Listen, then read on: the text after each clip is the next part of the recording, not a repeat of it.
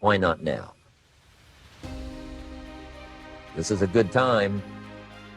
As the 20th century starts to wind down, a few more years as we get ready for century 21, what a good time to set your goals, work on yourself, work on your skills. What a good time to get it together. What a good time to start this process. Personal development, growing, changing, developing, having a good plan for your money and for your life, and for your future. Why not now? What's now? No opportunities wasted. Listen to me carefully, guys. Listen to me very carefully. You got to hear what I'm saying. This is important.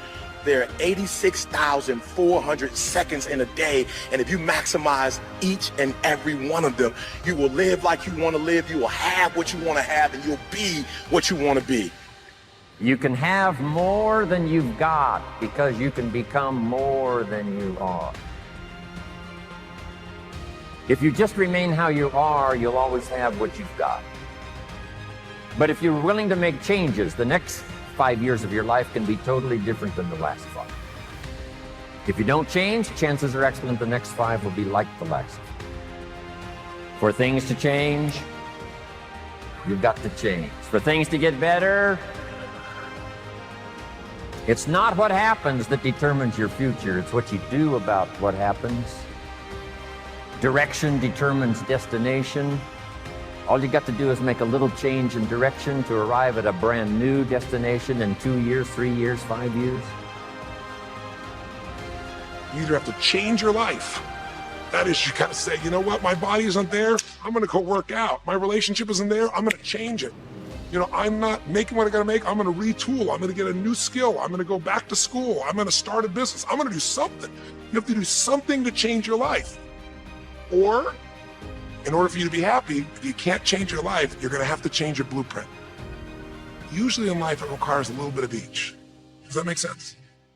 And if you change your life and change your blueprint, you can have an extraordinary life. Because all of us are gonna have times in our life when what we want or think life should be like isn't gonna match how life really is. Those moments, if we blame, our life goes into pain. If we change, we can change our life and match our blueprint. The fact that you're not happy has nothing to do with what you have or don't have. The fact that you're not happy is that your life doesn't match the way you think it should be. You have some idea of how you think it should be. Listen to me. There are those of you who what you're doing is if there are 10 opportunities in a day and you're taking advantage of 7 of them and you think you're doing something. Yep, you gotta hear me, you gotta hear me. You only have 24 hours in a day, and you've heard me say this time and time again. The way you spend your 24 hours, it determines how you live. If you want the future to change for you, you've got to change. If you don't change, the next 6 years of your life is gonna be just like the last 6. You'll still be behind on your bills. You'll still be behind on your promises. No opportunity wasted. Again, no opportunity wasted. If one of us can do it, hey, we all can do it. And now here's my last question. Why not now? What is it that gives your life a sense of meaning and purpose? Because once you find that, it puts you in your power place. See, if you know what your life work is, I encourage you to start working on it. If you can't do it all at one time, do just a little bit of it. And if you don't know what it is that you showed up to do, if you don't know why you're here, I encourage you to find out what your purpose is here. What is the meaning of your life? What will be different? Have you ever asked yourself that question? I've done that. I remember coming from a friend of mine's funeral, and I was reflecting on how much time I had left. And I went for a walk in a park thinking about this guy whose life was so promising. And I mean, he wasn't an old guy, he was quite young, in fact. And I thought about all of the things that he said he was going to do, and he never got a chance to do those things. And I started thinking about my own life and how much time I had left to do the things that I would like to do. And at that time, I wasn't sure what my life purpose was, what my life's work was. I wasn't sure about it at that time. And I thought about it quite a lot. I had some idea, but I wasn't convinced. And I don't think I felt worthy. I didn't believe that it could be me to do this kind of work that I'm doing right now. And I say to you that if you begin to take a conscious effort to find out what it is that you're supposed to do, I say that it can literally save your life. I said that it can literally save your life. 85% of the American public, according to recent studies, are going to jobs that they hate, working on jobs that do not challenge them. They get sick thinking about going. Because, see, when you go to a job and you already know how far you can go, you can already see that proverbial glass ceiling. See, when you're going someplace and you already know how much you're going to make, you already know how far you can go, you're in a dead-end position. It erodes your self-esteem. It lowers your sense of yourself. It creates an inner turmoil. It creates an emptiness in you. So I say that your life is worth finding what it is that you're supposed to do. And I'm not saying quit your job. I'm saying find it and do just a little bit of it. Just start working at it just a little bit, but do find out what your work is and hold on to it and don't let your dream go. Don't let it go. See, and here's something else I want you to begin to look at. Why is it that most people don't pursue their dreams or don't do better than what they're doing if they're capable of doing it? I think that many of us don't go the next step because we don't know what to do yet. And I say that the reason that we don't even explore the possibility of what to do is because subconsciously we don't believe that it can happen for us and we don't believe that we deserve it. So here's what I'm suggesting. How much time do you spend working on you? How much time do you spend every day working on your dream? In the last 90 days, how many books have you read? In the last year, what new skill or knowledge have you acquired? What kind of investment have you made in you? So I'm saying that as you begin to look at where you want to go, if you want to make it today, and things are changing so fast, you have to literally run to stand still. I'm saying that you've got to make some conscious effort to begin to work to develop you. Here's something else. Most people are not living their dreams because of fear, ladies and gentlemen. Fear, limited vision, and lack of self-esteem is what keep most people doing things they don't want to do. The same reason that people stay in relationships where they're abused or they're unhappy or it's unfulfilling, they can't see themselves beyond that relationship. They can't see themselves enjoying life without that person. They think that this is all that they can do.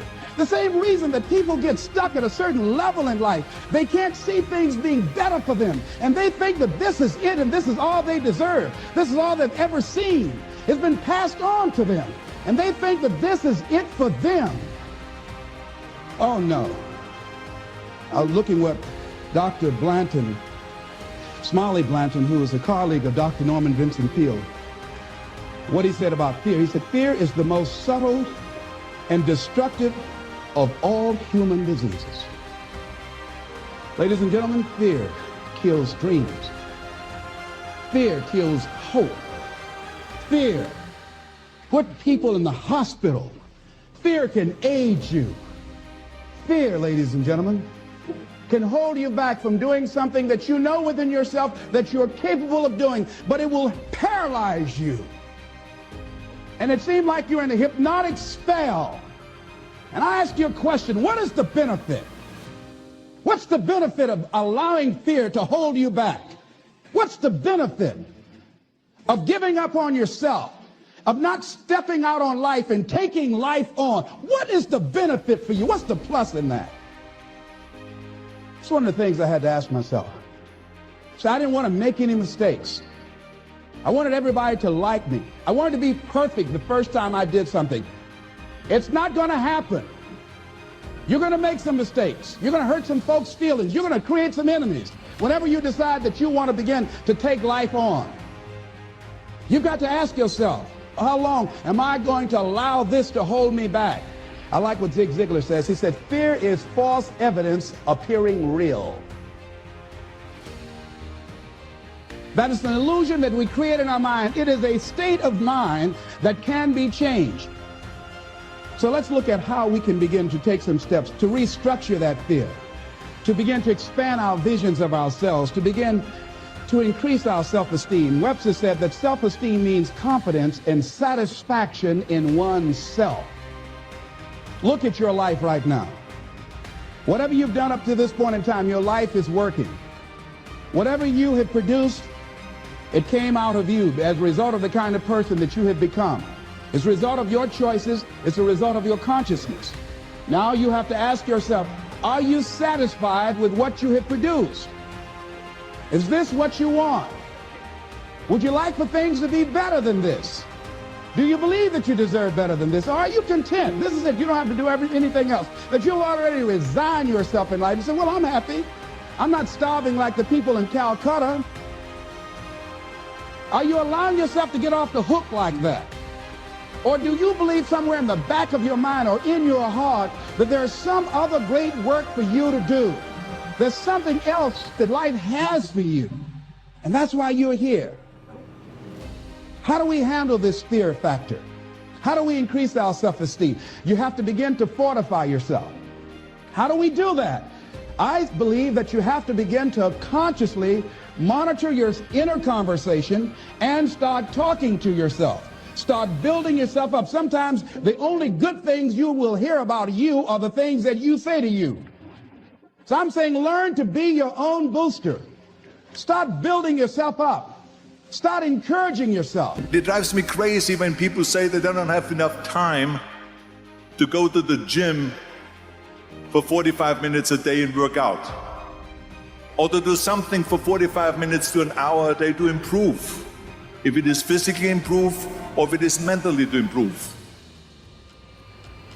Imagine you read 1 hour a day about history.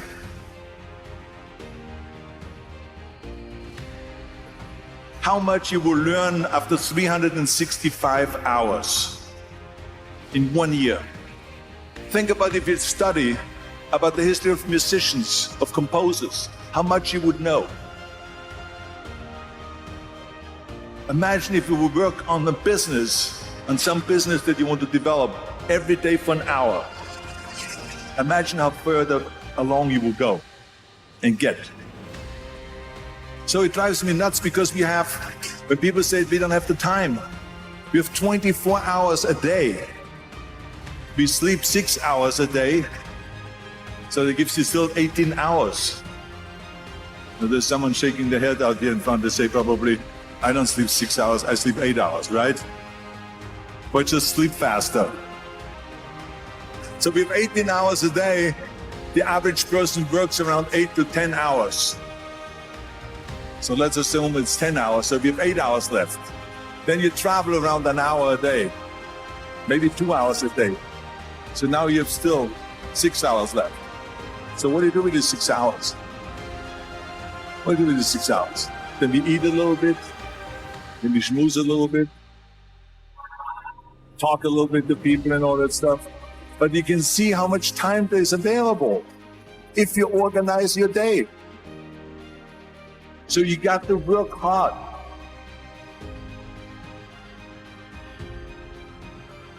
I mean, let me tell you something. When I went to America, I went to college. I went and worked out 5 hours a day. And I was working on construction. Because in those days in bodybuilding, there was no money. I didn't have the money for food supplements or anything. So I had to go to work.